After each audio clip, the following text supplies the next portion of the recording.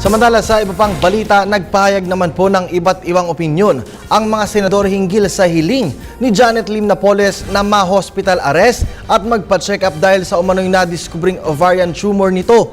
Ayon po sa mga ito, kung totoong may ovarian tumor si Napoles, kinakailangan nitong magamot. Dapat ay may mga kondisyong ilatag. Ang ulat mula kay Sam Ramirez.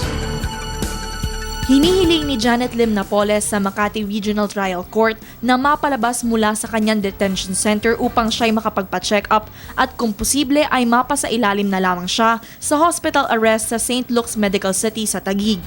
Paliwanag ng abogado ng tinaguriang pork barrel queen na si Attorney Faye Isaguirre Singson, hindi na maganda ang kalusugan ng kanyang kliyente. Bumaba rin daw ang timbang nito. Kabilang sa idinadaing umano ni Napoles ang pagdurugo, hypoglycemia at pananakit ng dibdib at tiyan. Posible umanong may ovarian tumor si Napoles at kailangan nitong makapagpakonsulta sa doktor. Sakaling mapatunayan, kakailanganin din daw ni Napoles ng tuloy-tuloy na gamutan. Samantala, payag naman dito si Senator Jinggoy Estrada, isa rin sa mga nadadawit sa pork barrel scam. If it's a matter of life and death, well, I think for humanitarian reasons, I think the Makati Court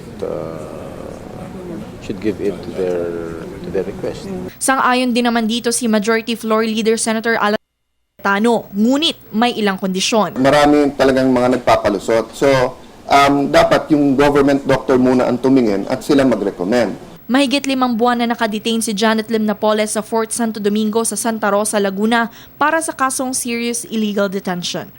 Para sa Telebisyon ng Bayan, Sam Ramirez.